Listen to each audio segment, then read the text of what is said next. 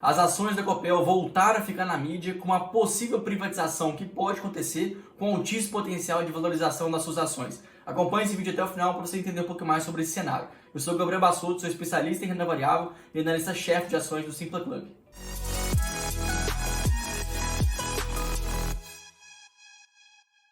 Ratinho Júnior, que foi o governador reeleito pelo estado do Paraná, afirmou recentemente que, a princípio, não teria a intenção, não teria a possibilidade de fazer a privatização das ações da Copel. Por outro lado, ele entende que ainda assim pode existir uma mudança de cenários que ele mesmo tem que reavaliar a sua posição, consequentemente fazendo com que esse projeto, que já é um projeto de longuíssimo prazo, venha avançar. E é curioso porque mesmo que exista essa conversa já há muitos e muitos anos, nem mesmo no primeiro mandato do Ratinho Júnior já tinha essa conversa, já era muito definitivo que essa privatização não iria avançar. Então só de existir talvez uma abertura de uma potencial privatização, as ações da companhia já sofreram uma volatilidade no dia que essas declarações foram feitas. Já a minha opinião pessoal sobre o tema é que, apesar dessa mudança de discurso, de pelo menos abrir margem para uma potencial privatização, eu acredito que no curto e no médio prazo isso não vai acontecer. E algumas razões nos levam a acreditar nesse cenário. O primeiro ponto se refere ao vínculo que a empresa criou com o estado do Paraná.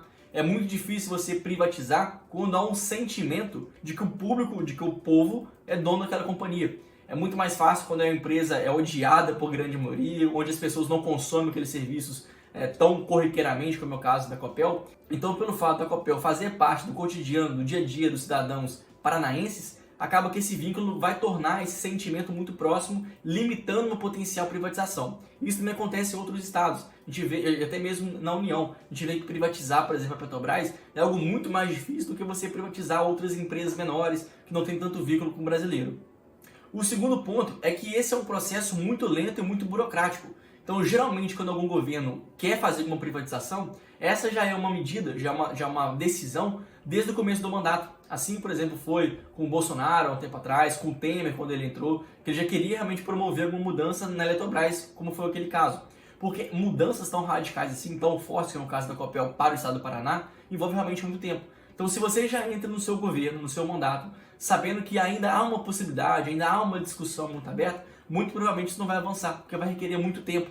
E talvez o tempo para o governador Ratinho não vai ser suficiente. Então, para ocorrer, talvez já seria interessante que ele já tivesse estudado sobre o tema, sobre uma possível forma de como essa privatização seria concedida, qual o valor que seria concedido. Então, por ainda ser uma conversa muito iniciante, muito provavelmente isso vai arrastar ali para os próximos anos do seu governo e muito possivelmente, por ele não ter mais uma reeleição, talvez pode enfrentar um novo governo daqui a 4 anos ainda, que não seja favorável às decisões, barrando tudo aquilo que ele avançou. Então, por isso, eu acredito que o cenário de privatização ele é muito pouco viável nesse primeiro momento. E um outro ponto que reforça que o governo não está com pressa nessa privatização da companhia se refere ao que a Copel se tornou nesse último ano. A empresa teve uma distribuição de dividendos muito acima da média. Só para a gente ter uma noção, somente em 2021 foi distribuído somente para o governo do Paraná mais de 1 bilhão e 100 milhões de reais em dividendos, isso sem contar a tributação que a empresa também está sob jurisdição. Ou seja, o governo do Paraná teve uma quantidade de recursos que entrou muito forte, um extra realmente, que não acontecia quando a gente comparava com anos anteriores. Então a Copel, dado o atual momento, é uma companhia estratégica para engordar, para aumentar o faturamento que o Estado pode ter para alavancar alguns projetos sociais. E é curioso porque mesmo que a empresa tenha se tornado um pouco mais endividada nesse último período, tenha crescido sua dívida bruta, atingindo mais de 12 bilhões de reais, sabendo que ela tem um valor de mercado próximo a 20 bilhões, mas ainda assim o seu endividamento subiu, mas também subiram os seus resultados. Então, quando a gente coloca agora a dívida líquida sobre a EBITDA, a gente ainda vê um cenário muito saudável, com esse indicador atingindo ao redor de 1,5 vezes, muito comum. Por isso, mesmo reconhecendo que esse seja um questionamento muito válido por parte do mercado, por parte dos analistas, mas eu não vejo que o endividamento da empresa está descontrolado, muito pelo contrário, ainda vejo uma saúde financeira bem interessante. Agora, além disso, além de ter controlado o seu endividamento, ter crescido os seus resultados, a empresa ainda está focada em mais expansão. E para comprovar isso, a gente viu que a Copel fez a aquisição de um complexo eólico antes detido pela Energisa do Brasil. Nesse negócio, que foi avaliado em 1,8 bilhão de reais, é muito estratégico para que a Copel continue crescendo. Eu digo isso porque até então o seu portfólio de geração de energia era muito focado somente em energia hidrelétrica. E a gente tem acompanhado no Brasil, desde o começo da década passada, chuva, seca, e isso atrapalha bastante as usinas hidrelétricas. Então agora, a partir do momento que ela consegue diversificar o seu portfólio para outras fontes de energia, que no caso é eólica, isso é mais uma medida que a empresa vem tomando para reduzir o risco da sua carteira. Afinal de contas, o Rio Grande do Norte é uma das principais regiões do mundo na produção de energia eólica. Então o que a gente pode ver é que não só também pela parte de redução do risco, mas também na qualidade que o ativo pode ter. Além do mais, é mais uma forma que a empresa também consegue crescer para além das fronteiras do Paraná. Então, a cada vez que passa, a empresa está muito mais nacional do que somente focada na região do seu estado. Um outro ponto que chama atenção é a renovação que pode acontecer na concessão da usina Foz do Areia. Inclusive, aqui nesse vídeo eu retratei sobre esse vencimento dessa concessão, que vai acontecer em 2024, mas que a empresa já se adianta e quer fazer algumas movimentações para garantir essa renovação. Eu digo isso porque essa usina é a sua principal, é a principal fonte de energia, de geração de energia que ela tem em seu portfólio. Então, a sua perda, a sua não renovação de concessão, poderia sim impactar no seu resultado total. Então, entendendo que essa usina é muito relevante para o seu portfólio, a Copel quer fazer a sua renovação.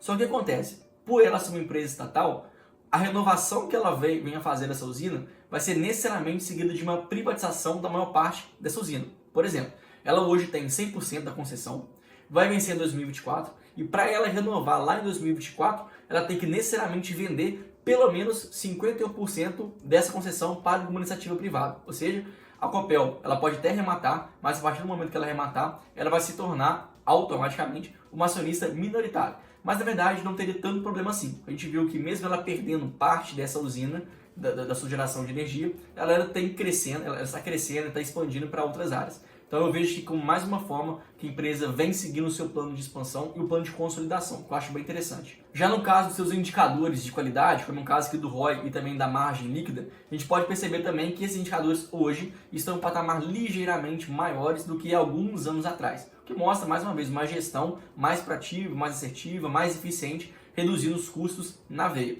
E por fim, em relação ao preço da companhia, os seus múltiplos hoje estão em patamar ligeiramente inferiores ao período passado. Então a empresa melhorou e ainda está um pouquinho mais barata. Caso venha existir essa conversa, ou pelo menos avance a conversa de privatização, as ações da empresa podem realmente ter uma disparada muito forte. Ela poderia ser precificada de acordo com empresas privadas, que tem uma gestão muito mais premiada, uma gestão muito mais sólida, sem interferência estatal, o que com certeza vai fazer com que suas ações sejam muito valorizadas. Mas esse não é o cenário. Então, mesmo que eu reconheça que as ações hoje estão melhores do que um tempo atrás, eu vejo que os seus múltiplos de preço estão com desconto pouca coisa menor do que a sua média histórica. Então, está sim mais barata, mas ao mesmo tempo também não é nenhuma barganha esplendorosa que nós temos na Bolsa de Valores. Mas ainda assim, para aquele perfil de investidores mais de dividendos, né, mais conservadores, a Copel ainda continua sendo uma boa opção, uma empresa mais tranquila, que expande pouquinho em pouquinho, que tem hoje seus resultados um pouco melhores e que ainda assim é uma boa distribuidora de dividendos. Então, obviamente, essa aqui não é uma operação de compra, né, de venda da companhia.